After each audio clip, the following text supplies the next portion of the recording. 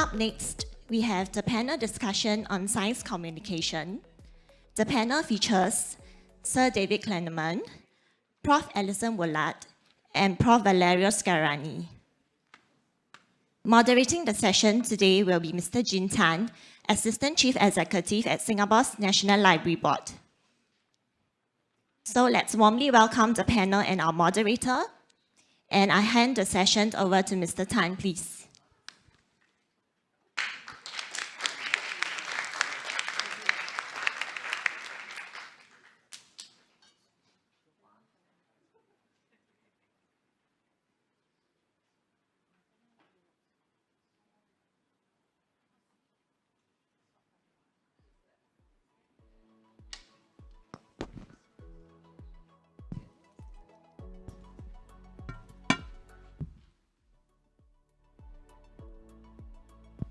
Hi, how's everyone? You know, I heard that we've lost half the audience after 4 days, but you guys are here because you're committed. So this is what I need you to do before we begin the session. We're going to have a Q&A session fairly shortly, and I really don't like to fake questions. You know, moderators, they come up with a question, and I think that's quite tragic. So could you guys start to create questions? Yeah, you know the Slido thing, right? Do you guys know the Slido thing? Yeah. So if you have any questions on communication that you'd like to ask, start formulating them right now. It's good to formulate them early so that they'll sound fairly intelligent. Yeah, so can you guys do that? Yeah, okay, thank you. Okay, let me do a quick introduction. My name is Jin Tan, and unfortunately that title is gone. The one that you heard earlier is gone. Okay, so I'm now the Chief Librarian, which is a much nicer title, and the Chief Innovation Officer at the National Library Board. Yes, only one person applauded, yeah. Thank you, sir. Yeah. You're very important here, right? I heard, yeah. Okay, so thank you to the local god for applauding me. Let me introduce the topic for today, which is science communication. I think communication is, I've heard, is important, not just to the science community, but also the stakeholders, including children, because they could be the future scientists or consumers of science. And also with comms platforms now becoming so complicated, and even the consumption patterns becoming so varied, I'm really interested to know how our esteemed panelists think about that. Let me do a quick introduction of everybody, and then we'll go through the format. So first, Sir David Klenerman, the Royal Society Professor of Molecular Department of Chemistry, University of Medicine, University of Cambridge, sorry. I'm sure you would run a University of Medicine if there was one. Yeah. He received the 2018 Royal Medal by the Royal Society and shared the 2020 Millennium Technology Prize and the 2022 Breakthrough Prize of Life Sciences with Sir Shankar, I believe. And then let's give him a round of applause, shall we? Yes, and then we have Prof. Valerio Scarani, who is the Principal Investigator and Professor at the Center for Quantum Technologies, National University of Singapore. He has done significant efforts, I think, in engagement, and I believe there's a publication called 6 Quantum Pieces with NUS high school students, yeah. Did it sell well? Pretty well when we promoted it. Well done. It's going little by little. It was not, of course, a bestseller on the first week. But it's going well. It's keep going. Nice. So are you rich now? Are you? No. Actually, not from that. I gave the royalties to the students. I didn't need them. Oh, you're so wonderful. Yeah, let's give a round of applause just for that. Yeah. It's very nice to have generous and successful scientists. And over here, ladies and gentlemen, we have a television celebrity. If you have stalked her like I have before the session, you have seen several videos of her online, and she didn't remember this, but I remember she had a stunt double in one of them who did like backflips and somersaults. She's not going to do that today. Ladies and gentlemen, this is Prof. Alison. Are you going to do that? No? No. Okay, yeah. So we have Prof. Alison Woollard, who is a fellow in biochemistry, Hertford College, University of Oxford. She's also the Associate Professor in the Biochem Department, University of Oxford. She was awarded the 2015 JBS Haldane Award and appointed a University of Oxford Academic Champion for Public Engagement and Research. Thank you, Prof. Woollard. Let's give her a round of applause. Yeah. Okay, so now this is how it's going to work. I'm going to ask each of the panelists to talk about their experience in science communication. They'll take about 10 minutes or so. And while they're doing that, do send in your questions as they come to you. I will also be asking all those present to go to the microphones. You can see them on the left and the right of the hall to pose your questions, yeah? Priority will be given to those who ask the questions in person, because I think courage should be rewarded, don't you think? Yeah, I suddenly sense a dip in courage when I said that. Yeah? Okay, so live your courage, yeah? Sir, you should ask a question. Yeah, you look like the questioning kind, sir. Yeah, you have a beautiful open face. Yes, you. There's no sir behind you. Yeah, okay, that's a Sir Dave here. But so can you ask a question? Can you like start formulating one? Yeah, let me see you working. Yeah, no, not now, not now. Yeah, not now. Yeah. Formulate your question. Okay. So, ladies and gentlemen, he's been assigned the first questioner. Let's give him a round of applause. Yeah. Should never sit in the center of the room. Yeah. Okay, so we're going to get our folks to start sharing their views on this. We're going to start with, did I say Sir Dave with you first, right? Sir Dave, yeah. Alison was going to start. So Alison, you're going to start, right? Okay, see, I just got the order wrong. Yeah. Alison, would you like to share with us your experience? Yeah, of course. And I'd like to thank you, actually, Jean, for such an engaging introduction. And already the audience feel that they're part of this conversation because you've picked on some poor soul already. And everyone's thinking, thank God that wasn't me. But they're also thinking, oh, actually, maybe we've all got permission here to ask whatever questions we like. And so I think that's a really important ethos and atmosphere. So thank you for that. So what I want to say here, so what I don't want to do is completely steal my thunder, because I'm giving a talk later on about science communication. And I don't want you all to think, okay, so we know what she's going to say, so we're not going to come. So I thought I would just make a couple of comments about why I think that communicating our research is particularly important at the moment. And then I would tell you a little bit about my own kind of personal journey in that space. And so the reason I think science communication is important at the moment is because we need lots of scientists. There are lots of, big challenges out there. There's some great successes, but there's a lot of work to be done. There's huge challenges to face. And science offers some really incredible solutions to some of those problems. Not just science, but science is a really important part of that. And so we need to encourage young people from all over the world to go into science. And science only works if the people doing science are open-minded and collaborative and diverse. And I think that the more engagement and communication that can happen across many, many different platforms, there's more chance that science will be truly representative and involve endeavours from many, many different kinds of people, different communities, and so on. So I think that's one really important reason to do engagement and communication.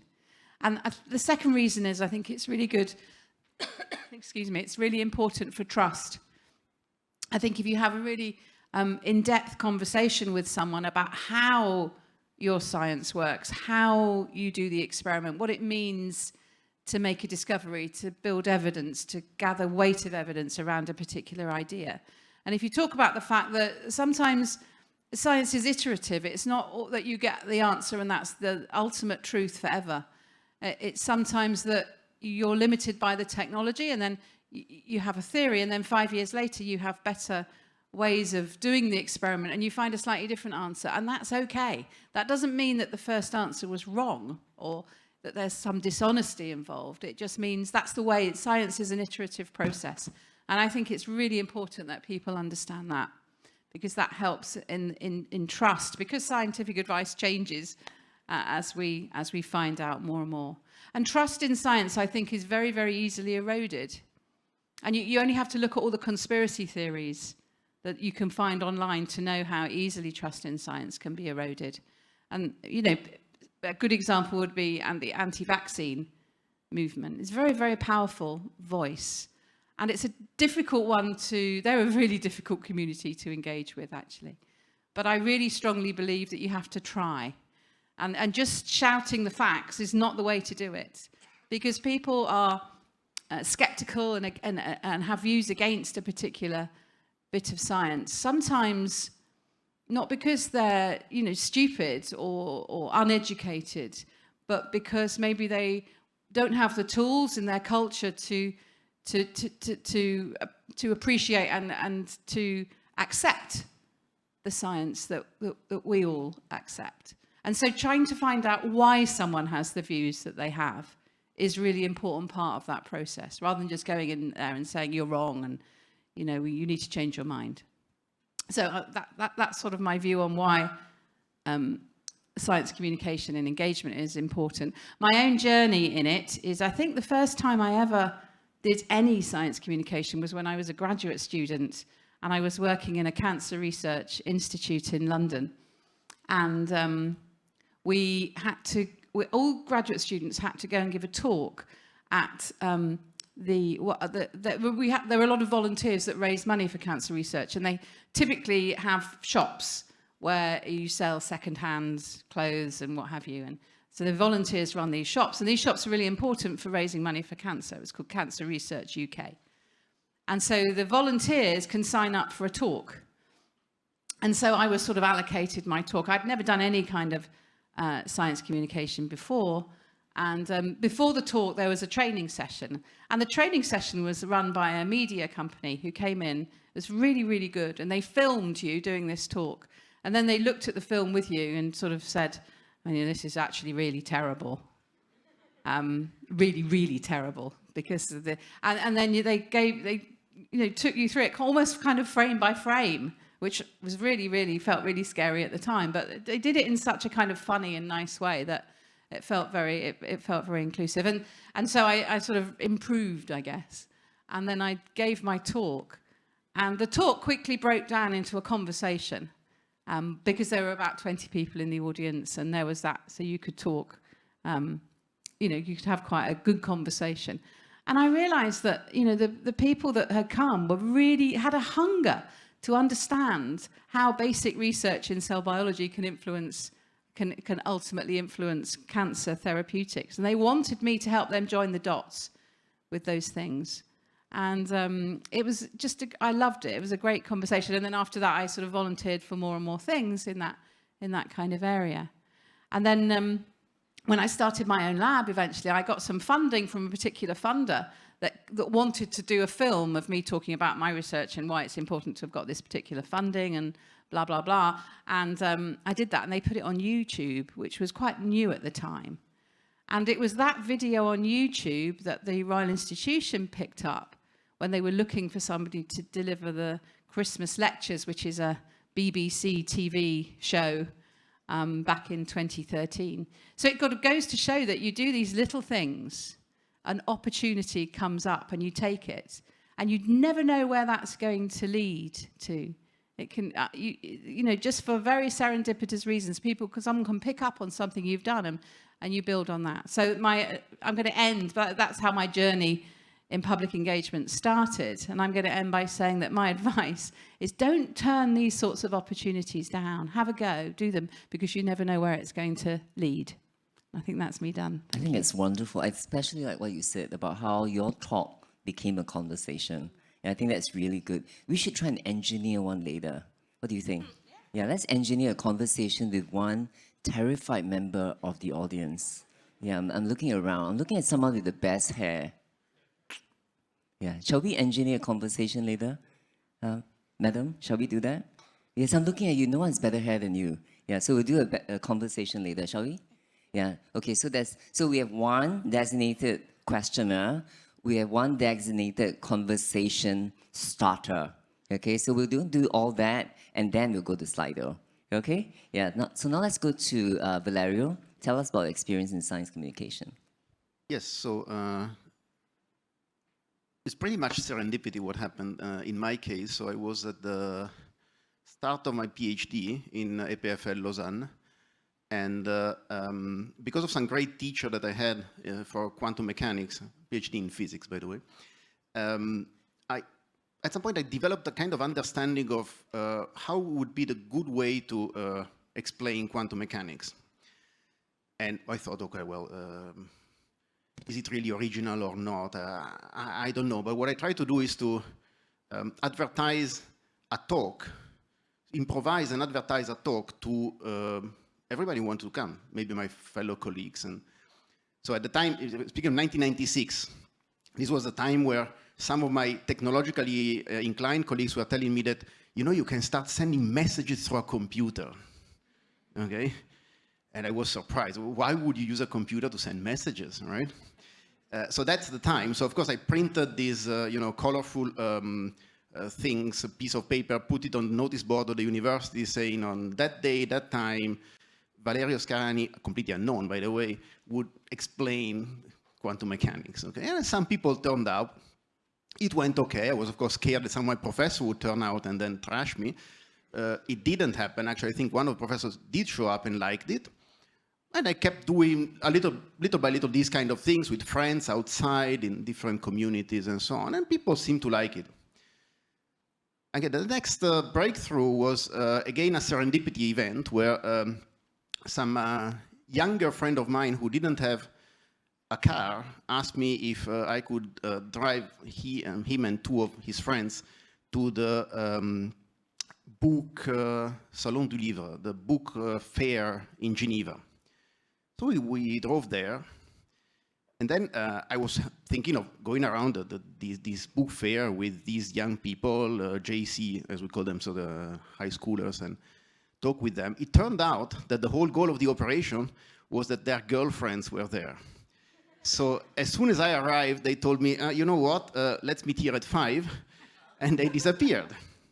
So I find myself there in this book fair thinking, well, okay, well, fair enough, I go around and see what happens. And I found a scientific publisher. I started talking to them and say, yeah, I have this idea on explaining quantum mechanics. Would you be interested in writing something and so on? It turned out that these people had a famous scientist, a famous French scientist was the editor of their scientific collection. So they told me, yeah, write your proposal to this person, Jean-Marc Lévy-Leblond. So I wrote it by email already. I could use that tool by now. And this professor that is famous in France, also very much engaged in communication of science, was very happy about my approach. That led to my first book on quantum that in the French world was quite successful, and later was translated into English. And by the time it was translated into English, I asked someone that I knew by then to write the preface, someone called Alain Aspect. The name sounds familiar, maybe, because he got the Nobel Prize this year. He was the first person to do what is called a Bell test, a test of Bell inequalities. So now I have even a book prefaced by a Nobel Prize winner. This was many years ago, of course. And then, okay, the story goes on. I come to Singapore, and before coming to Singapore, also I did in a school some things called, well, again, I don't know exactly the English translation. Projet de maturité would be in French, which is the graduation project for JCs. Okay, so something like they had to do a kind of small project. At that time, no ChatGPT, of course, so they had to do something. So I invented some exercises of quantum mechanics, simple, this time with mathematics, simple exercises for them. When I came to Singapore, it was also the time where this NUS high school had started, a kind of elite school for people devoted especially to science and maths. And some of these young students wanted projects, again, wanted to do something and so on. I was trying to convince them that, I mean, for me, giving a project in research, I'm doing theoretical quantum mechanics, it's not that easy. But I told them, well, what we can do as a project is you take these exercises that I've written, you solve them again, you do it better, you write them as a text, and together we compile a book. And that's the origin of the 6 quantum pieces that was mentioned. So that's the second, the 4. After that, well, I went more into research, so I did only occasional things. It's not, until recently, right now, I start teaching a new class in NUS called The World of Quantum, where I'm trying to combine the best of my 2 books, because in NUS now we have kind of migrated to a kind of more American style, where the sciences and arts have a common curriculum at the start before separating. And in that context, therefore, now I'm teaching quantum mechanics without mathematics to a very interesting audience that goes from data scientists to, there's even a student from Chinese studies in there. There are some psychologists, some physicists, and on. That's a new attempt. Let's see how it goes. I don't have any feedback yet.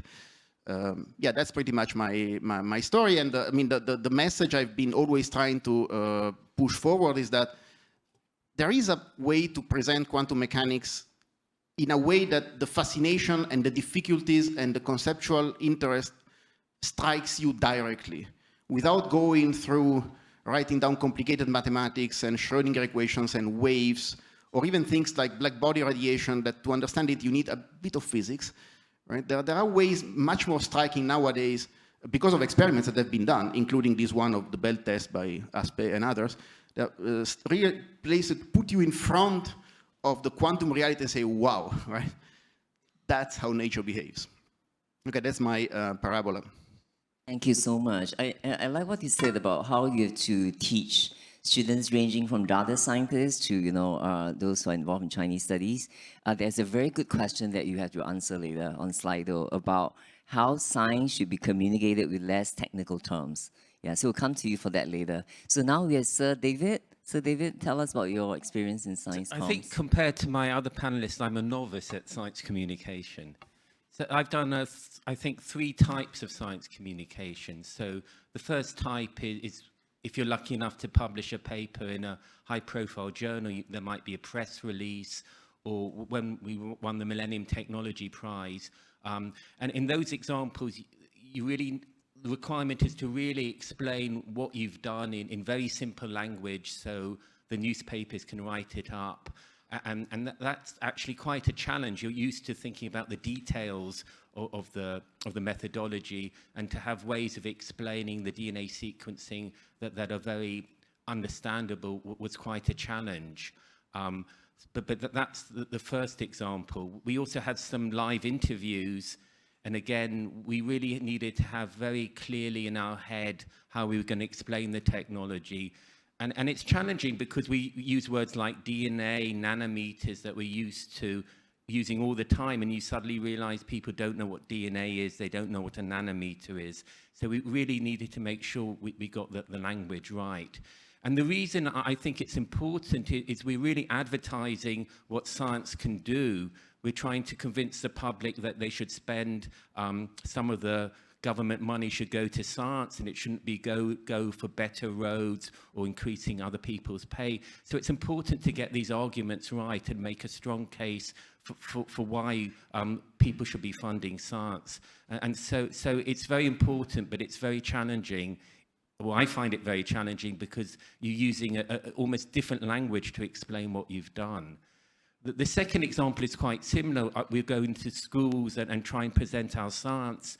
And again, we're trying to advertise, I'm a chemist and this is what a chemist can do, but we're also trying to demystify the process of being a scientist and explain to people exactly what it's like if you do a degree in chemistry to do scientific research. A lot of people really don't appreciate what it is to do research. They're used to doing practicals, they follow the recipe, and then if they do the experiment well, they get the right answer and they move on. And as you all know very well, it's entirely the opposite. You don't know how to do the experiment, and if you do the experiment, it doesn't work, and you have to figure out why it doesn't work and go around that loop lots and lots of times. And again, that there's similar challenges, maybe less challenges around the language, because you're talking to people who have got a scientific background.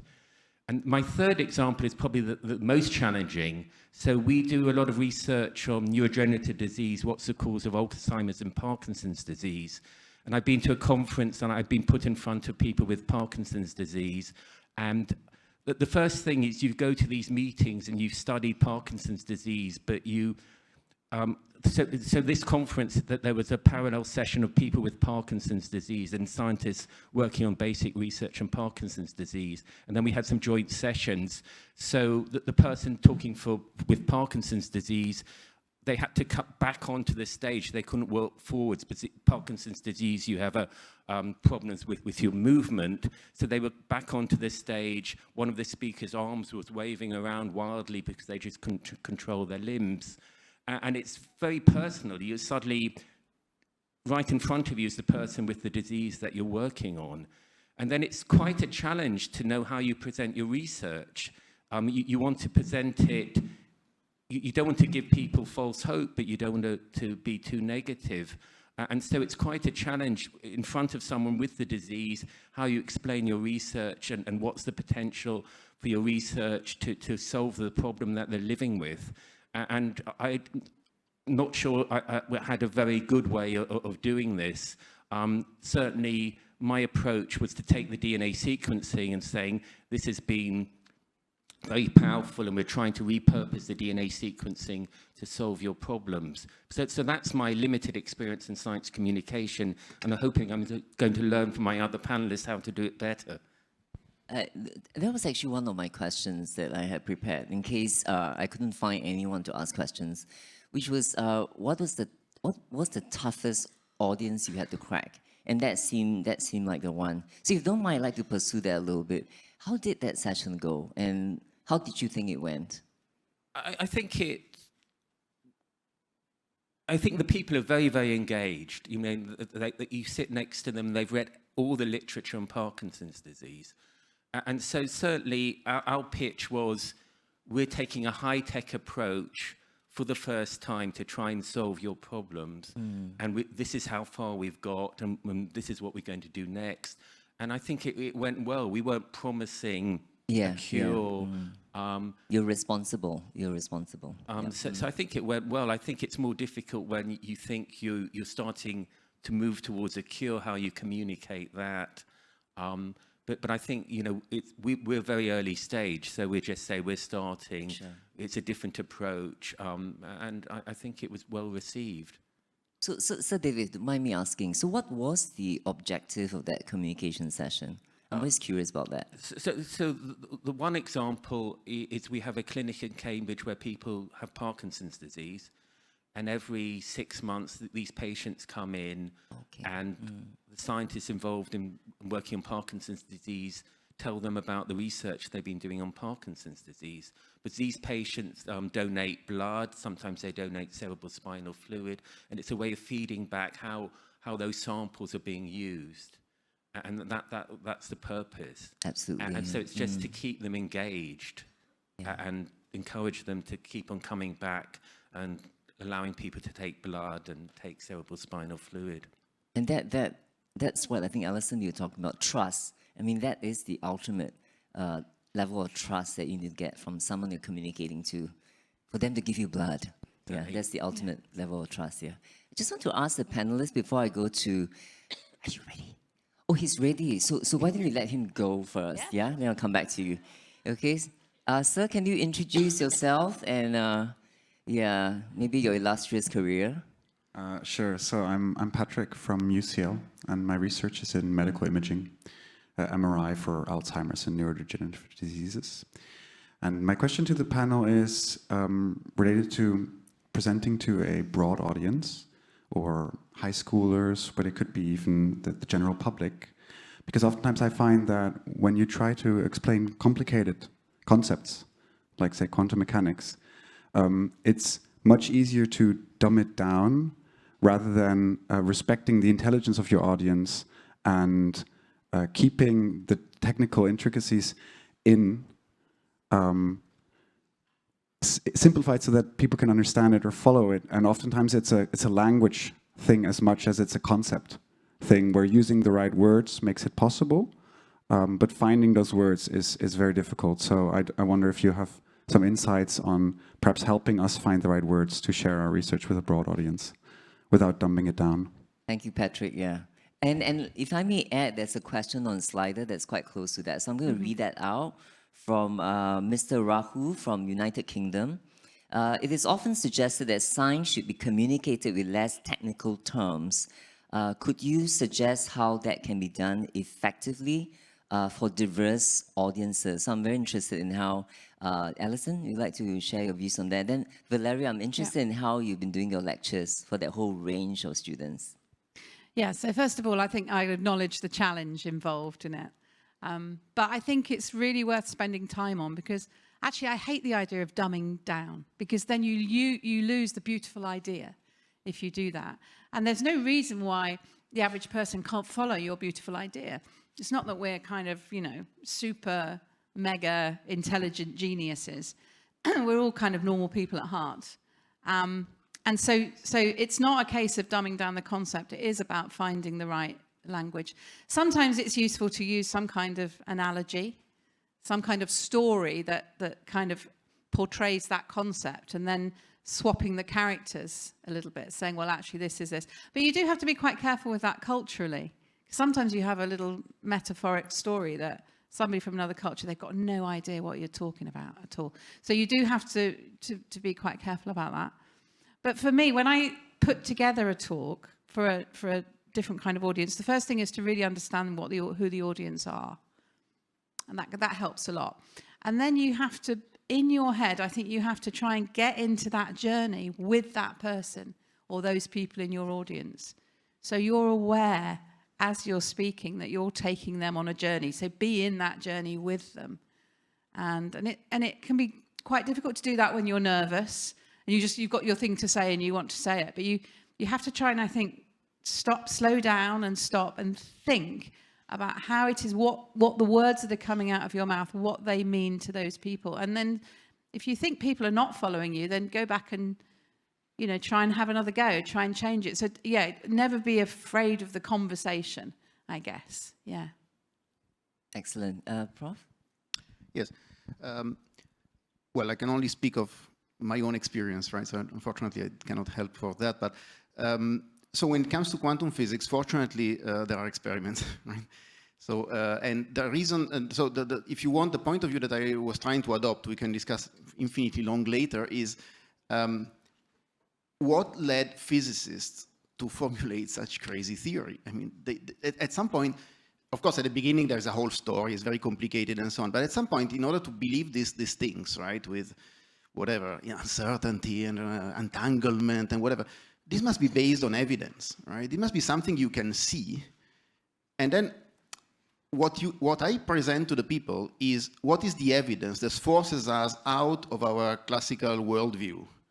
I cannot honestly introduce how to solve that problem. I mean, how to quantum theory is phrased. I mean, I'm trying to, but I will not go in with the students and others to the point where saying, so they have to trust me that now we have a theory that treats things differently than intuition. And through that theory, we can predict stuff, right? And everything fits.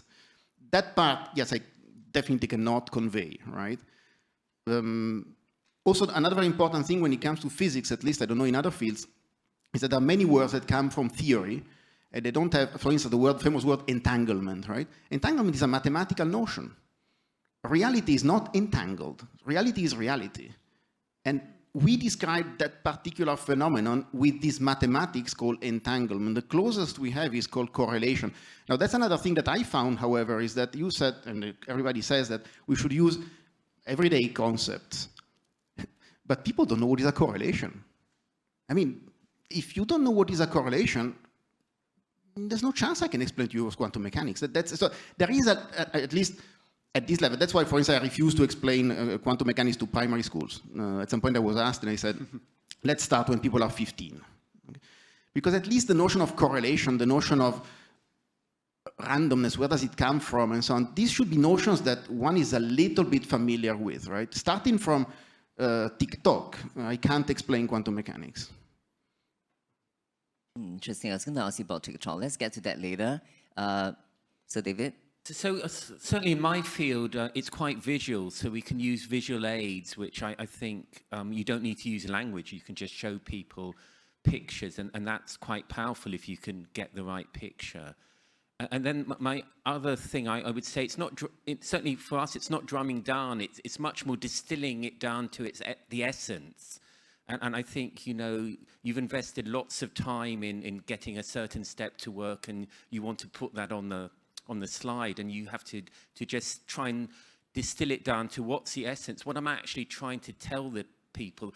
And certainly with public engagement, it's not the details, it's the high-level picture. So I wouldn't use drumming down. I think it's really important to really try and distill it down to its essence. And it's difficult, but I think it's a useful skill, not just for science communication for writing grants. I know the Wellcome Trust summarize your question in 150 words. You really have to distill what you're trying to do down to the essence. And I think we spend so much time worrying about the details that sometimes it's nice to come up and take a view from the sky and see what you're doing. Yeah, so it's the top line essence. Okay, we have a lot of questions coming up, so I'm going to give you guys numbers because I'm getting confused myself, okay? So remember your number, yeah, and don't jump queue. Okay, so I'm going to give you guys numbers, and then later we still want a conversation at some stage, yeah? With that lady and the ladies around the lady, yeah? In case the lady is not interested in conversation. Yeah, so the ladies around the lady should also be prepared, right? Are you all right? Yeah, getting prepared? Yeah. Yeah, so prepare to have a conversation with Prof. Alison later. Okay, numbers. Okay, so ma'am, you're 1. Yeah, the blue ma'am is 1. Okay, and then this lady here, you're 2. You're 2. Yes, you. No, not you, the one behind you. Yeah, you're 2. Right, and then the lady behind the blue ma'am is 3. This gentleman is 4. And the blue guy is 5. Okay, I'm so sorry. I'm coloring you guys. It's the easiest. Okay, so that's 5. Okay, then after that, we have 6, 7. Yeah, lady, you're 7. Yeah, ma'am, you're 7. No, I think you came later. 7, 8. I think you came after that. 9, and 10. Okay, sir, you're 10. Okay, so I'm just gonna call your number. I'm not going to go blue guy, blue ma'am again, okay? I'm just going to call your number and you just speak, okay? So anybody who comes after 10, we'll see what happens, okay? So can we go in number 1, please? Yes. Ma'am, number 1.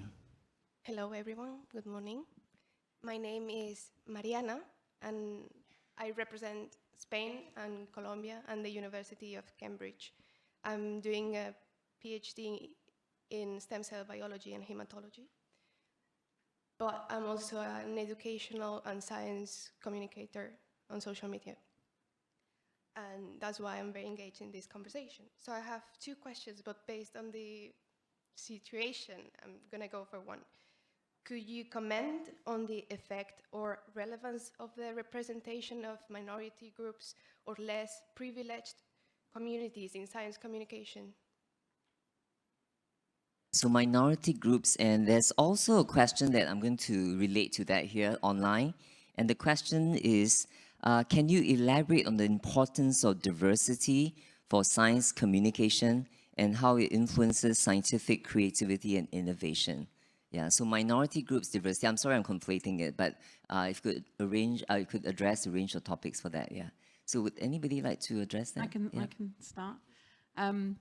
I think it's really, really important because there's a lot of inequality in science.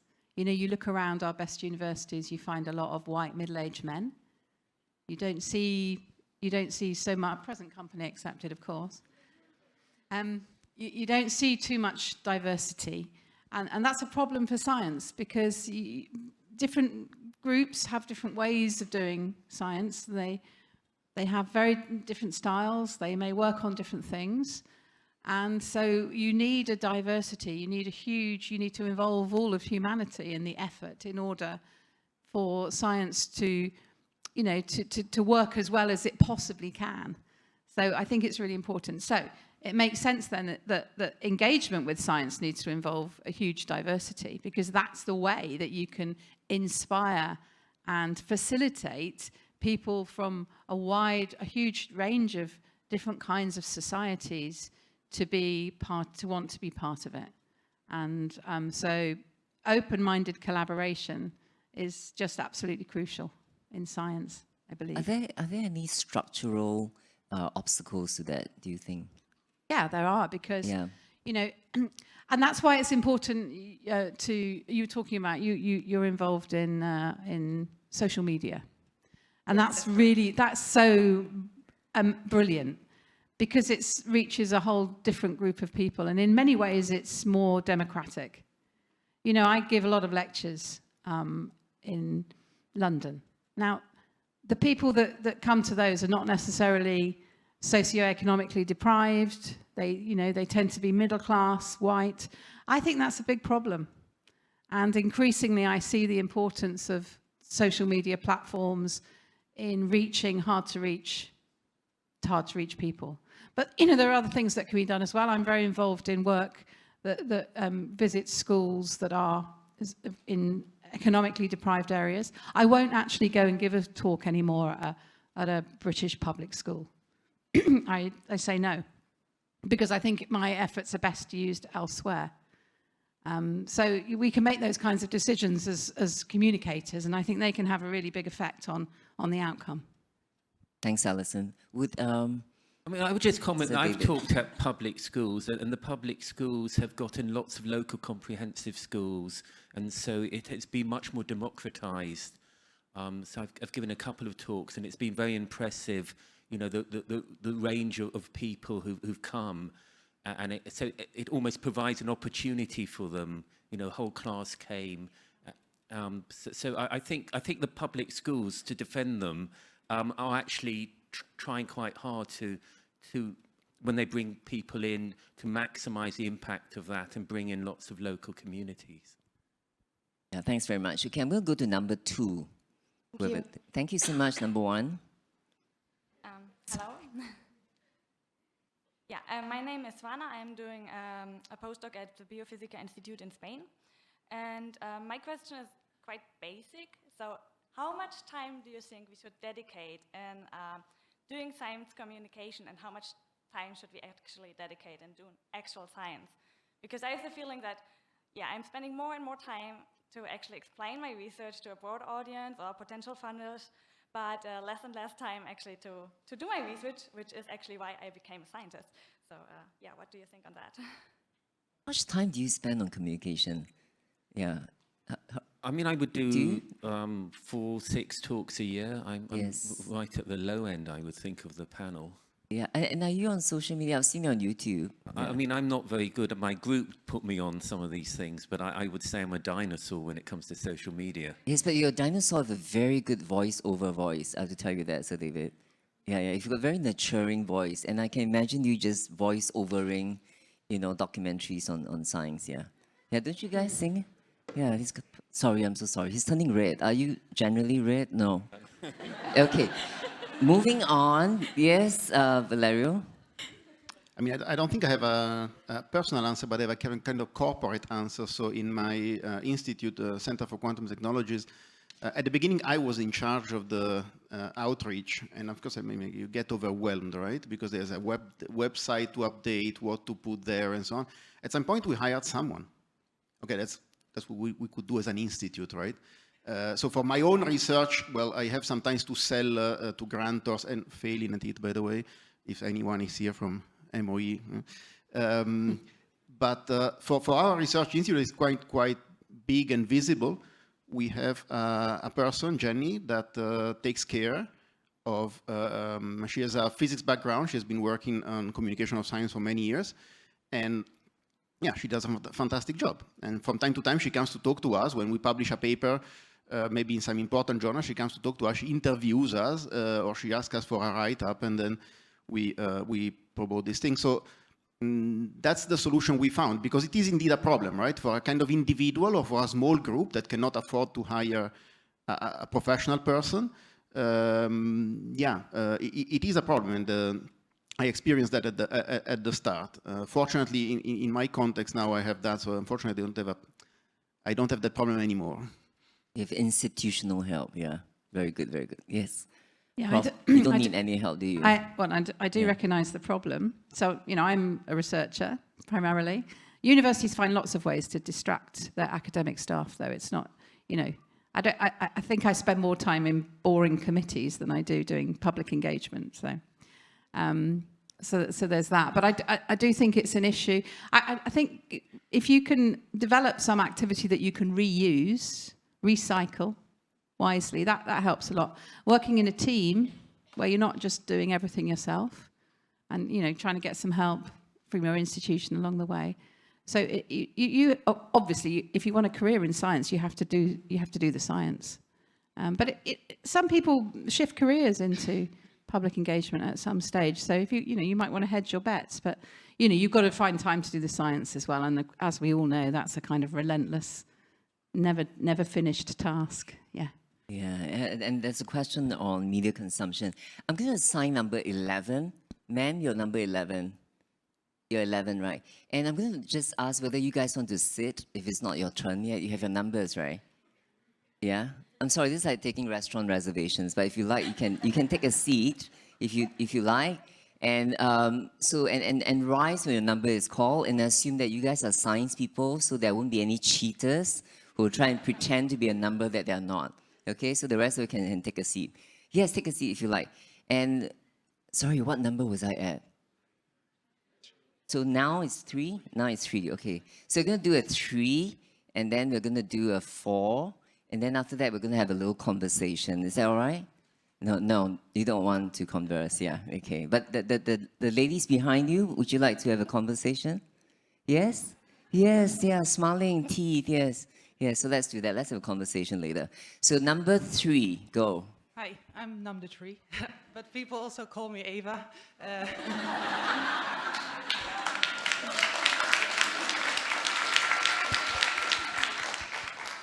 So my question actually relates to the question number 2. So the same that we have to do like teaching, designing covers of journals and science communication.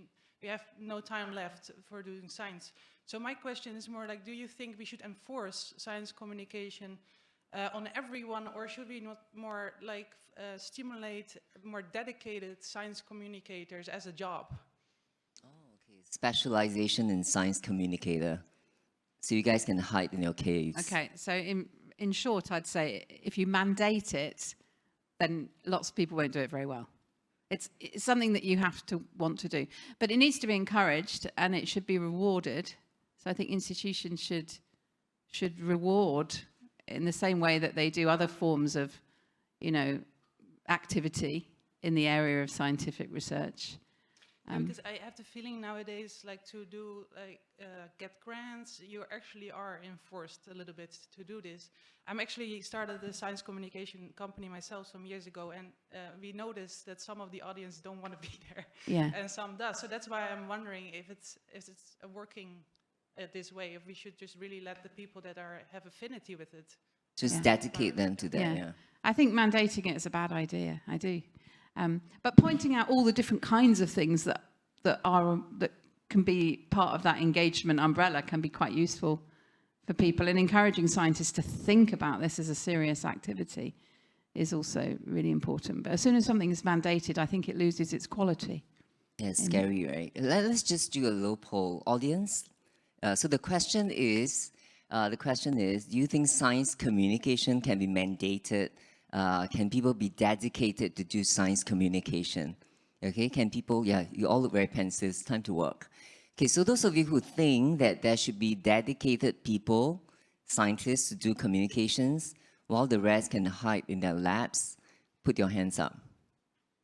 I think that's a slightly different question, actually. Yeah. I know. Because I think the question is, should all scientists have to do public engagement? I think that's a different question from, is it useful to have people whose careers are public engagement? Absolutely, I think that is, because that provides a lot of the infrastructure around science communication. But I think there should be a space for scientists who are at the forefront of their fields to also be encouraged to do that. Yeah. Thank you so much for the correction. I stand corrected. So let's try that question again. Okay, so the question is, post the question, please. So should all scientists be mandated to do some kind of public engagement? Oh, hey, that's an excellent catch, Alison. Yeah, very few. Again, can I see again? No, I won't ask you to come out to the stage, don't worry. Yeah, no one will do a poll. Oh, much fewer. Interesting, that's a good catch. Okay, thank you so much, number 3. Okay, we're going to get to number 4, and then I'm going to bring Alison to the audience. Yes, number 4. Hello, I'm number 4, also known as Arpan. I'm from India, and I'm doing my PhD in developmental neuroscience, basically looking at how brains develop. So my question is, how we can, what methodologies we can use to bring out the importance of people who are doing the science while communicating science. So let me communicate the question better. So when I ask some school students who is James Bond, they can kind of relate, okay, James Bond is this person. So, but when we talk about somebody's research, we just say XYZ et al. And they are doing this research. So how we can like highlight their importance more and such that people can correlate that, okay, these are the people who are doing the science, and we can appreciate their hurdles and their excitement behind the science. So you're thinking about personalizing the science. Personalizing, yeah. Yeah, so those David Attenboroughing the science. Something like that? Yeah, yeah. How we can do that? Any idea? Okay, and besides James Bond. Okay, thank you. Okay, how to get James Bonds? Anybody? I mean, I think that the best way is the person who's done the experiment to present the science, which is happening here. I think that's warts and all. I think that's the best way of doing it. I think it's a very different thing if you're presenting the science of someone else. So I think that in an ideal world, you would get these people to present their science, and that would be my answer. Yeah. Valerio? Well, within the scientific community, I think this happens when you go to conferences, right? And you really meet the people that have done that, including and especially the PhD students and the postdocs, right? Because usually, yes, the et al. Is the first author, right? But usually what remains in the mind of us is not the first author, right? Is that comes from the group of famous guy, right? Or the group of Zeilinger did that, the group of Aspect did that, the group of Gisin did that in my field. So in order to know that actually it was not the famous guy, right? But he's actually all the team, no? Maybe the best thing is to get to know them. And maybe when there is a media release or something, and that's what we do, for instance, also in CQT, you don't interview only the boss, right? You interview also, or maybe prominently, the people who did the legwork, right? I don't want to say that the boss is not important, it is, but also, I mean, that could be a way to do that. Yeah, I think that's a really good suggestion, actually. And that maybe that's a space for social media. So when a paper is published, you could have a social media clip that talks to the actual people that did the experiments and what their motivations were and what the challenges were. So the story much more behind that research, because the human stories often get left out of papers, and I often think that's kind of to their detriment in a way. Some journals do that. We had a Nature chemistry paper, and they interviewed exactly what you said, the first author, and asked her to write down, what the key things we discovered, what the problems were, and so that some of the good journals are doing that. Yeah, it's a really good idea. Yes, thanks so much, James Bond. Yes, and then, so we've done number 4. There is a question on social media, now that Alison, you brought that up. It's been voted by quite a lot of people. I'm just going to read it out, and then I'm going to do another audience poll before coming back to the panel. So it says, how do you think changing media consumption patterns affect the expectations of scientists and science comms today, e.g. the rise of popular experts on TikTok? So let me just do a quick audience poll.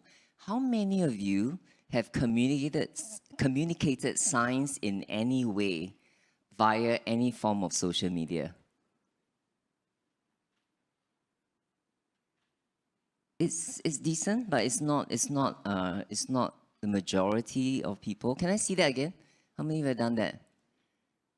Oh, interesting. Yeah, interesting. Yeah. Let me see. Yeah. So some of you have done that. Hi, sir. How are you? Where are you from? I'm good. I'm from Sweden. Yes. So what have you done on social media? Yeah, I've done Twitter and LinkedIn. I also shared on Facebook. So I try to keep different levels on the different platforms. Oh, very diverse. So what have you shared? Can you give us an example of what you shared? It's been related to publications or also some stuff from other research groups that have done something really interesting for the field that I think others could see and benefit from. And how often do you post on social media on science? Not so often. Might be every month or so. That's not bad. So every month, yeah? So those of you who actually post on social media, how many of you post more than once a month? So not very frequent, yeah. So you post more about your pictures looking like James Bond, yeah? And number 4. Okay, that's interesting. So I'm going to ask the panel. I won't do that for every poll question, yeah? Otherwise, no one will put up their hands. So I'm going to ask the panel, what are your thoughts about social media, TikTok, YouTube? Is anyone on Facebook still? Okay. Yeah, okay, so my thought, I'm still on Facebook, yes. I'm not in TikTok, I'm not in Instagram, I'm not. I just joined Twitter because I was told that it's important to get postdocs, and that's the problem I want to bring up. However, I mean, we are here all agreeing that the communication of science is great and so on, but there is an element that I personally feel, maybe because it's me, is a bit backfiring towards the scientific community, in the sense that it gives rise to stars, or the people that are very prominent on Twitter, on social media, suddenly good scientists, absolutely good scientists, nothing against them, right? But they get a prominence, they get a voice, they get that even within the scientific community, right? Suddenly what that guy says or that lady says, wow, no, he or she said that, no? And even my students or the students around us, when we say something different, it looks like us, who are you, loser, to contradict what the other fellows are saying, right? So this is a little bit of an unsettling situation. I find the social media personally very noisy in that sense. That being said, of course, there's no denying that it's very good to spread science there. Probably what the participant said before is, I mean, that's what I would advocate as well, right? Spread maybe your own results and also very good results of other people that you say, this is really something worth knowing. And the periodicity is not bad, huh? Once a month, I would say, once a month, a big result in one field. Yeah. How many do you want, right? One a day? Alison? Yeah, I do think that social media we're at the beginning of a big revolution in the way that science is communicated through social media. And it's a problem that it's not subject to peer review in the same way that the traditional publications are, but it certainly has a space. I find Twitter, for example, a useful way of keeping up with publications in my area. And it's because of the crowdsourcing involved, you can get quite a lot of new voices saying, oh, this paper is really cool, or I didn't like this paper because of that. So I kind of like that kind of democracy, because everyone can join in. But yeah, you have to also understand that the quality control isn't there either. So there's two sides of that kind of democracy. But I can't really comment on TikTok or anything. My kids do that all the time, but I've never even been on. I'm scared of things like that. It's one of those things where I think when you set up an account, it's like you can't get rid of it somehow. It sort of starts to take over your life. And when I did do quite a lot of Twitter when I was involved in this TV programs, and someone, because I was made to, and then someone told me, if you're on Twitter and you don't post every day, you're kind of a loser. And I thought, well, that's just it's not going to work for me. So yeah, it's another thing to do as well. Okay, thanks so much. Okay, I'm going to ask 5, 6, 7 to step up to the microphone. 5, 6, and 7. Yeah, so we're going to take 3 questions together. Who's 7? Who's 6? Yeah. Huh? Oh, it's covered. Okay, thank you, ma'am. Thank you so much. Yeah. Okay, so can I have 5, 6, and... Okay, I don't know what number you were, but 5, 6, 7, 8. 8. Okay. Thank you. Yeah, so can I have 5 questions, 6's question, and then I don't know what you are. 8's question. Okay, let's take them together. Okay. Yep. Hello, I'm Ryan. I'm just out of high school, actually. I'm from Singapore. And yeah, thank you so much for your sharings. Yesterday, actually, one thing that came up during one of the panel discussions was that in relationships, it's very important to think, how am I relevant to the other party? So in a similar vein, in communication, when thinking of how would I make this relevant to my audience, what goes through your mind?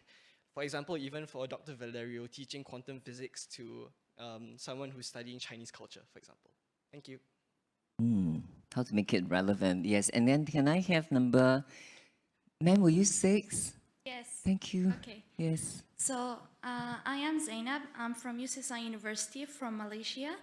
I would like to ask actually a few questions, but I'll try to make it into one question.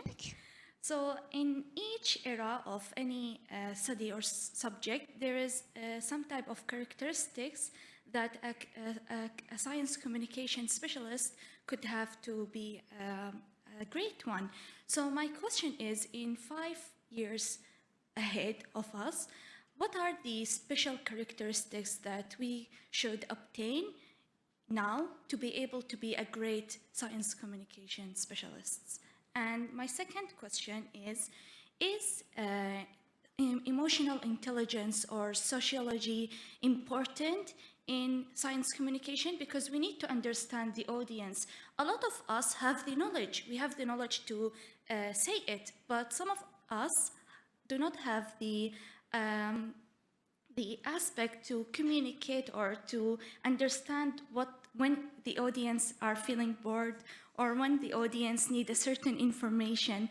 So how do I know this? And also, when can I call myself a science communication specialist? Because I do give some talks from now and then through online platforms like Zoom, Teams, but I want to know, when can I call myself a science communication specialist? Thank you.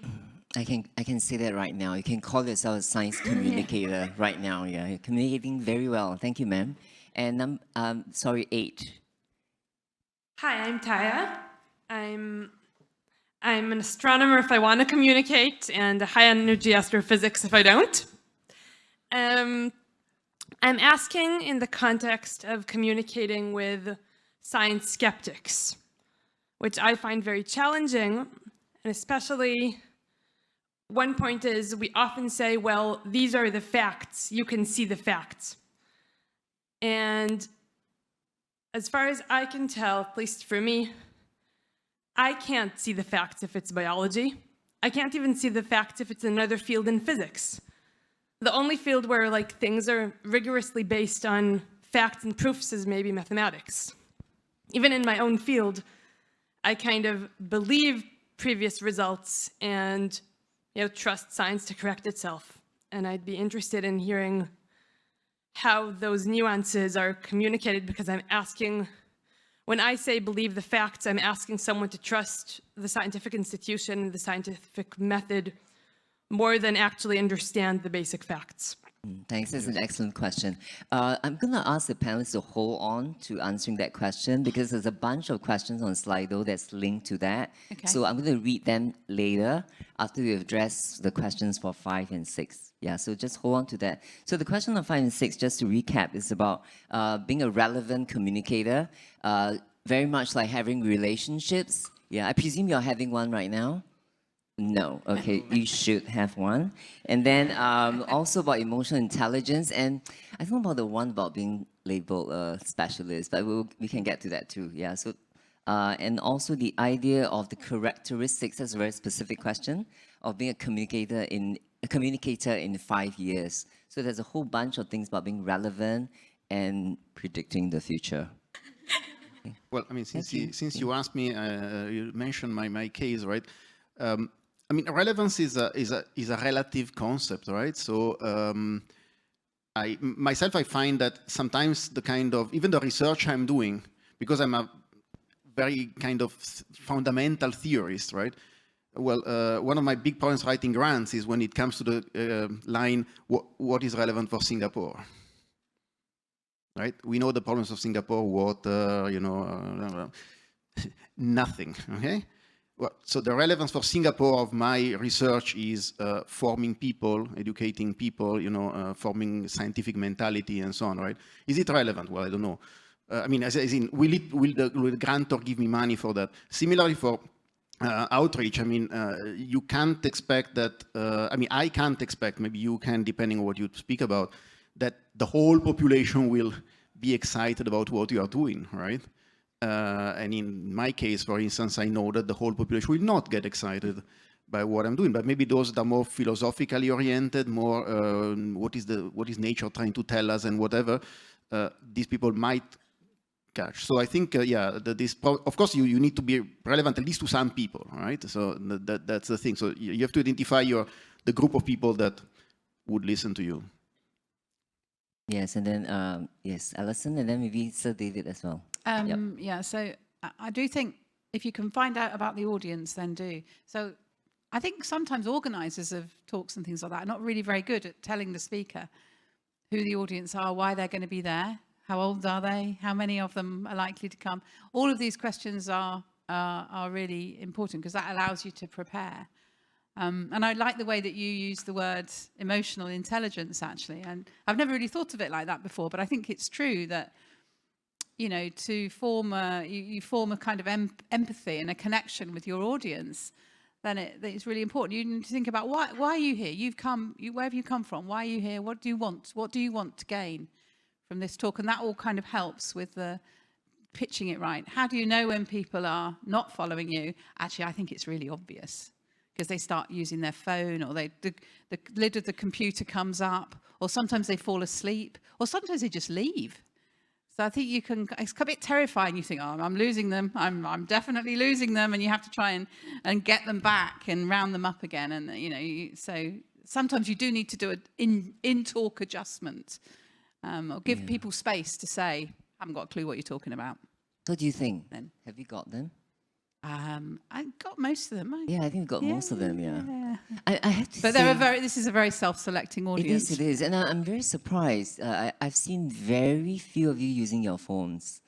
They might be just tweeting it, though. Yeah, they might, but they're not even doing that. So most people pretend they're tweeting, but they're actually checking their social media accounts, but no one's doing that. You guys are brilliant. Give yourself a big round of applause. Yeah, very, very committed audience. Yeah. I did spot one person yawning, though, who was on my left.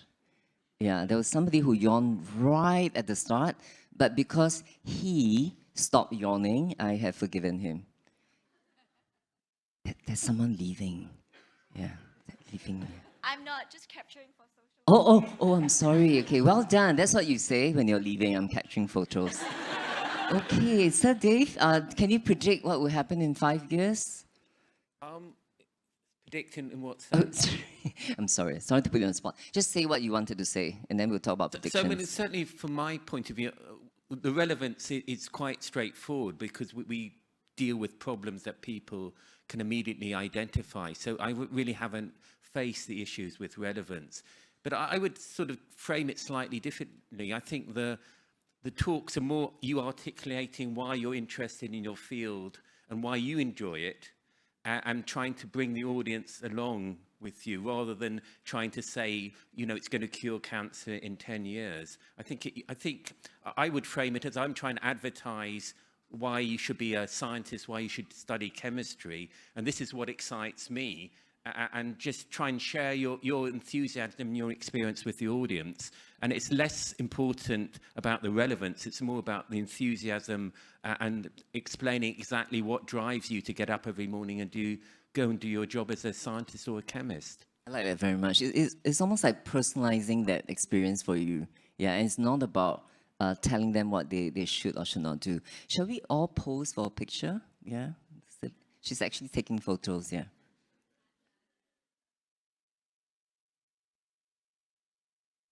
Thank you so much. Yeah, thank you so much. Yeah, you can leave if you really want to, because you've just taken the photos, right? Yeah.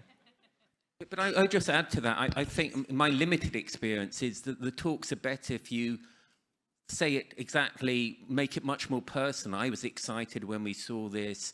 I mean, I started putting photographs of myself in the talks just to make it much more of a personal story than a bunch of facts that you're explaining to people. And I've seen how you open your other talk here. Yeah, and I love how you drop things like loops and luck and how colorful your labs are. So those things actually make you less intimidating. Yeah, because when I read your bio data, I was intimidated. Yeah, but okay, enough about me. Okay, I'm just going to address that fantastic question for number 8. Are you still there? Number 8, yes, number 8 was a superb question. Number 5, you may sit down. Yeah, thank you. It's all right, and start reflecting on relationships. Okay, so number 8, that was a superb question. Like, how do you know the facts if you are not in the industry. I'm going to read off a couple of questions that's linked to that, if you don't mind. Yeah. So panelists, I'm going to read off several questions on trust, science, and fake information. Okay, so this is one bit. So how can media promote a culture of responsibility in science reporting? And what steps can be taken to address inaccuracies or misinformation when they occur? This is from Mr. V. Vijendran. Then there's another question on how do you increase trust in science within communities which have been adversely impacted by scientific research and the scientific academic system. Okay, there are a few more. I'm sorry to bunch them up, those who are at home, but there are too many questions on there, and they're really good. Could you recommend how to hold on to the situation that fake science comes up from influencers not specializing in that field, but influencing society? There are a few more on fake information and trust. Okay, so there's a question on how do scientists, science communicators, and journalists work better together to fight disinformation? And there's a final one on trust, which is, on the note of experts on social media, is it our responsibility as real scientists to call out fake scientists, to refute fake science? So it's a whole bunch of questions on trust, on facts, on media, on representation, and social media. Sorry about that. There's a whole bunch of questions. Choose to address any part of that. I can start. Thank you for your very clear statement and question. I really enjoyed listening to that. And I was interested in that you talked about skeptics. And actually, skepticism is a kind of origin of science in many ways, because the skeptics were the people that tried to apply more logical explanations for things that were kind of very mysterious. So kind of skepticism sounds like it ought to be a good thing.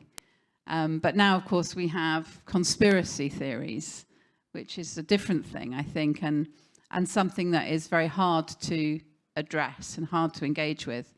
But I do think that just shouting the facts doesn't really help. And finding out why people are in that conspiracy theory. What is it about their culture, their background, their belief system, their experience that means that they want to reject the scientific explanation? And I think that's the key. And I don't know what the answer is, but I think that talking to these people, I'm not saying that that's something that we can all do as scientists, but maybe the social scientists are the ones to start to do that for us, to try and find out more about why people hold these views. But I do think that trying to understand where the views come from is important. This is just shouting the facts, like you said, yeah. But correcting, trying to correct the record, I think that's also really important as well. And it's relentless. I've got colleagues who are climate scientists that have to relentlessly put out information about human activity and climate change to counteract the narrative, because that's hijacked by politics. And then it becomes very important to try to put out correct facts that counteract wrong facts. Fake facts. But conspiracy theories are very difficult to deal with. Sorry, I'm just trying to wrap my head around fake facts. Yeah. Alternative what? Alternative facts? Facts, right, yeah. Just before we get into the other parts of that discussion, is it important then to stay close to politicians? It's a task for some people. I don't think that every scientist should. It's important that some scientists. Science is not that the people that are in the lab the whole day, all the way to the people that go lobbying the whole day, right? And then in between, there are all kind of spectrum. So, I think that some people have to do that. We scientists cannot just say we ignore politics, but at the same time, some of us can also say, well, it's not my task. Are you close to any politicians? In Singapore? Yes.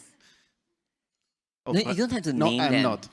You don't have to name them. I'm not. No, I don't know any. I've not been in any political role till now. Would you like to be introduced? Why not? Okay, thank you. Sorry, David. Yeah. So I think that science communication is also to the politicians, because certainly in the UK, very few of I think any of the MPs actually have a degree in science. And I think you are communicating to the politicians and the rest of society. Some people need to make the case for why you should be doing science and how it can contribute to society and how it can improve human health, et cetera, et cetera.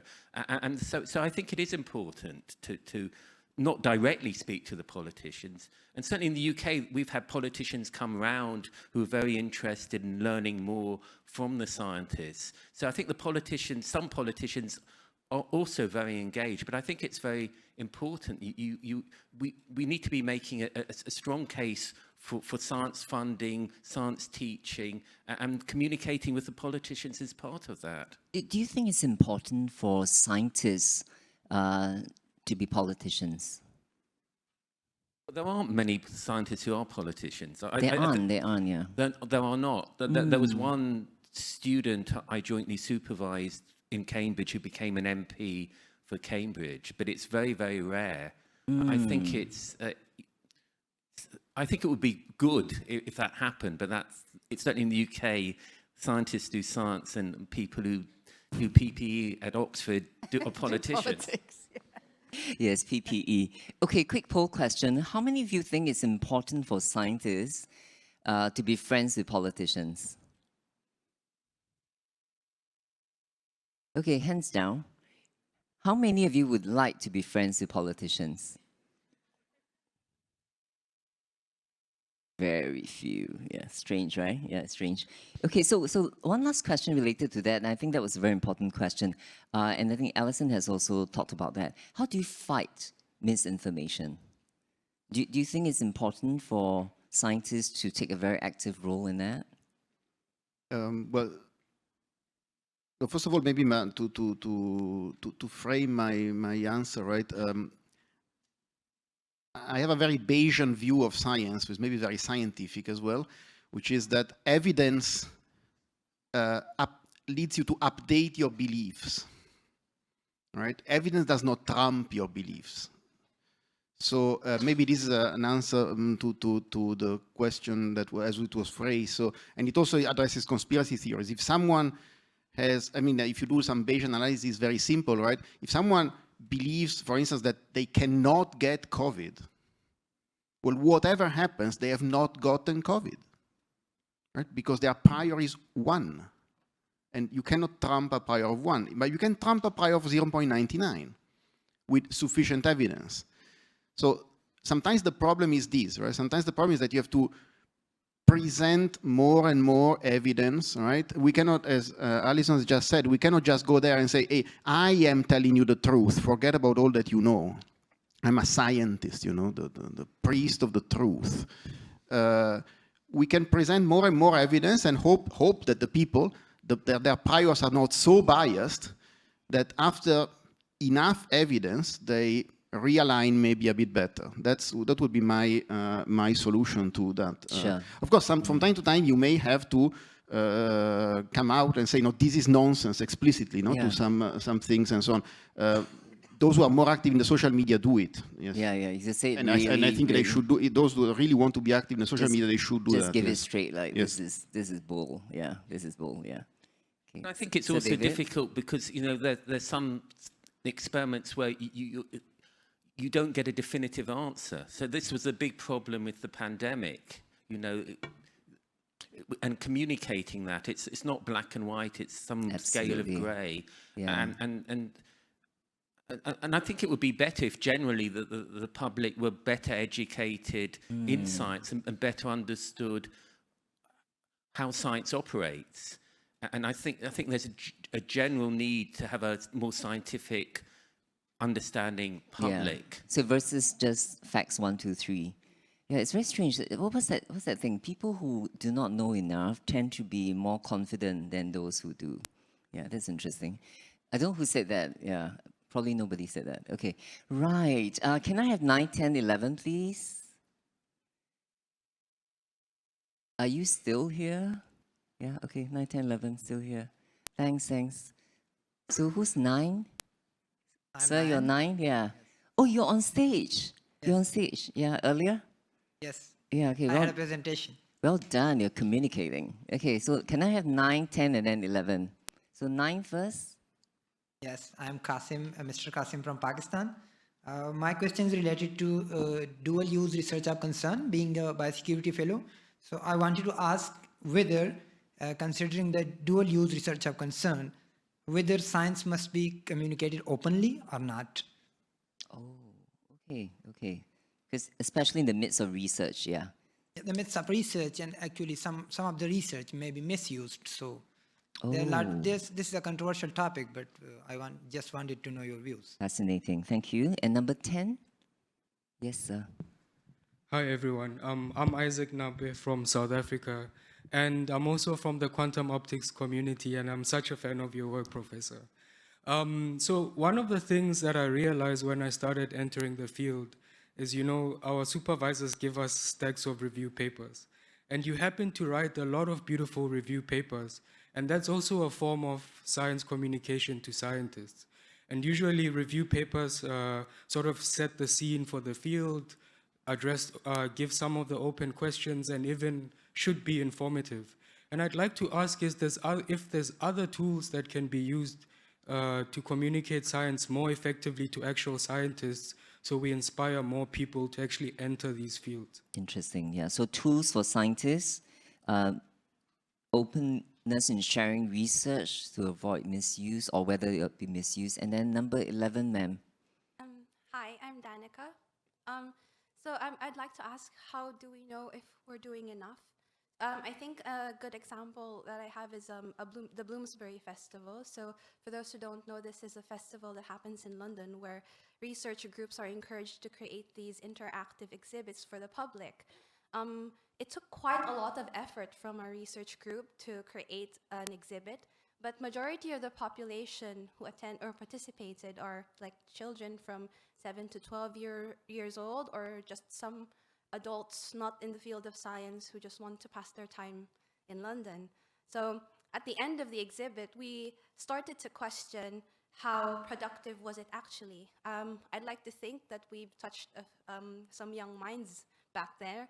I wouldn't want to in any way discredit the Bloomsbury Festival, but it would be good that if we could like perhaps assess where we would be putting our efforts in and how we can criticize how well we're doing. Perhaps a key performance indicator, apart from, let's say, the number of followers we have on Twitter or listeners on Spotify.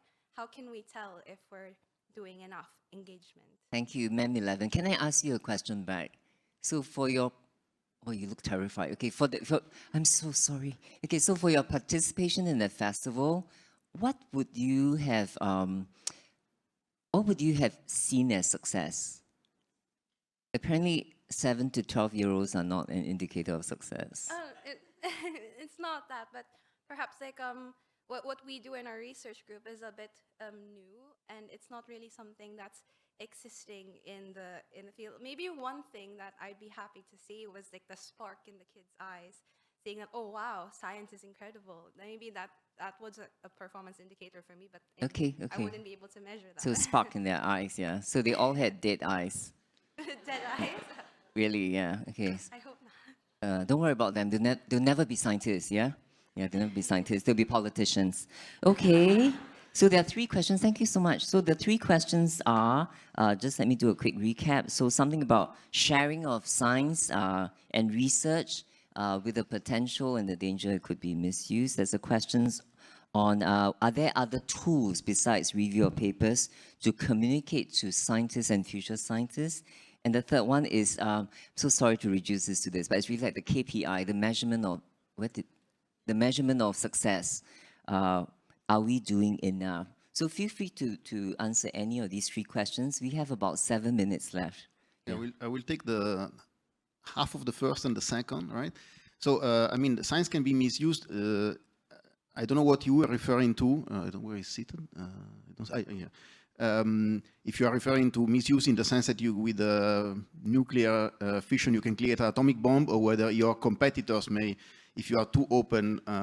So in my case, what can happen is not the atomic bomb thing, but it's more like if I go around and speak too open about my research, maybe some colleagues of mine go to a conference and so on, they hear the thing, and they start also working on that and scoop my results because maybe they work faster than In that case, my suggestion is, after trying all kind of things in my career, being open, you never regret. At worst, you lose a paper.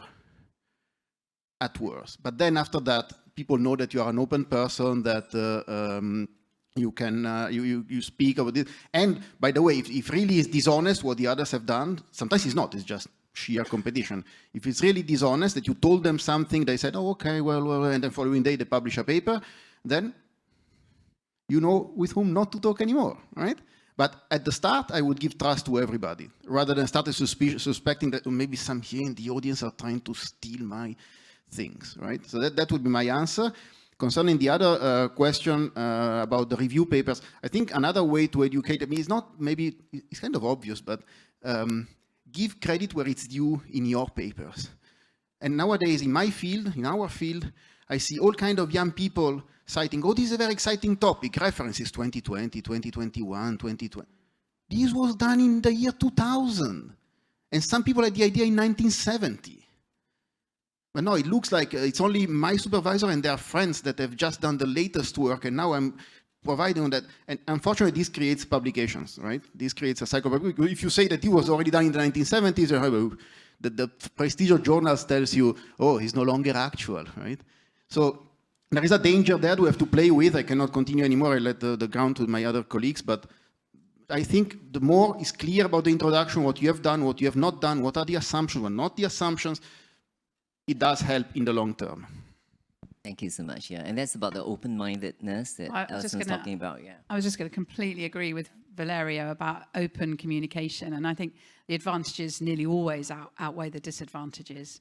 And that, you know, you're much more likely to find someone in the audience that's going to come up to you in the end and said, oh, I was really interested in that. It fits with something we've been doing, and maybe we could collaborate. That's where really important discovery often happens. So, and yeah, and if you lose a paper, the grand scheme of things, it's not the end of the world. And you do, and then maybe there's a way of letting the community know that that happened. Yeah. That sort of answers the question as well. If someone comes up, it's not about numbers to say that your paper resonated with me. I would like to collaborate with you. Yeah, that's actually a huge one. So I should be seeing a lot of people coming up later at the end of this talk. Okay, man. Sorry. Oh, I broke your train of thought. Yeah. It's very easy to break my trains of thought. Yeah, but that was about open communication. Thanks, Alison. So, David? I agree entirely. I don't think I have much to add. I would just be open and behave correctly, and I think that's the best way to behave. So, David, what's your measurement of success? There are lots of measurements of success. I mean, I think in science communication, yes. I think that ultimately, it becomes a question of why you're trying to communicate the science. And I think only if you define what you're trying to do. So if it's the kids smiling, you know, then you count how many kids smiled, and that's your measurement of success. If you're trying to encourage people to do science, then you have to measure how many people did science. So I think certainly my take on it, the science communication, is you really need to think what you're trying to communicate. Absolutely, yeah. So it's the objective. It's not one single indicator. Excellent. How about you, Valerio? What's your measurement of success? Well, I try not to think too much in these terms. Of course, at some point, I agree with you that you book sales. Well, no, that would not be a very good measure for myself. But anyway, now I tend to agree with you. Sometimes we do something and then we spend a lot of effort doing that, and then it seems that this effort was wasted. I think if you look in the grand scheme of humanity, right, most of us do a lot of things that don't seem to have a great impact, right? But at the end of the day, that's why humanity goes on. I mean, this sounds very, very, flying very high, right? But we cannot always do just the thing that is needed to get the efficiency back, right? There are moments where you do things, you spend some effort preparing this exhibit. Not many people came. Well, so be it, no? I spent some effort preparing my soccer game and I fell jogging last week and I cannot go, right? I mean, well, that's it, right? I mean, so, sometimes it's not a matter of efficiency. Sometimes where we do things, and that humanity just goes because we do things. And it's not instant. It's not like, instantaneous. It's not like social media or TikTok. Yeah. It's not instant. You get followers, you get likes. or maybe there's never, maybe that thing will just be forgotten, but you know, or maybe in 10 years we enjoyed time, and yeah. And maybe preparing that activity actually taught you something about your own research. Maybe you got some deeper insight by thinking about that in a different way. Or maybe you inspired someone who became a scientist and solved the climate crisis, you know, so you never know. In 5 years' time, who is asking for predictions? Let me get a measurement of success for us today. Are you ready for this? Shall we get a measurement of success? Okay, let's do a measurement of success. Yes, let's do it. Let's do it, yeah. Let's do it, girl. Okay, so how many of you think that this panel today was effective? Was effective in... No, oh, I'm not finished. Okay. Was effective. Okay. How many of you think it was effective? I know, but he stopped me. Yeah, so I had no idea. I couldn't finish. Yeah. Effective. Okay, so I had many this was effective, in telling you what you can do about science communication. Okay, now vote. Interesting. Yes. And okay, I have 13 seconds. Could I be like 12? So I'm postdoc from... Just to say, 12 as in... Number 12. Not 12 years old. No. That'd be like 12 because of that 12 thing. Yes, ma'am. I'm Kamila Kokabi. I'm a postdoc from Nazarbayev University in Kazakhstan. So discussion was very productive. So during my study, I'm involved also in teaching. When I'm encouraging students, new generation for reference for the study like 19-something, they are mostly saying, do you have something new, fresh, like review? So I would recommend for the like old generation, let's say, I don't know how to express, like to write for your research new updated review. So it would be it would be cited also again your research with like updated. So updating your research, keeping it fresh for a new audience. That's a very good way to end today. You don't always have to invent new things, but sometimes the things that you've done can have multiple bites. Multiple bites. Thank you so much, Camilla. Right? Yeah, thank you so much. Thanks for being 12. Okay, so with that, I would like everyone to give the wonderful panelists today a huge round of applause. Okay, and thank you so much. You guys have been a very good audience, and I think we should say thank you to all of you. Okay, so have fun for the rest of the summit. Thank you.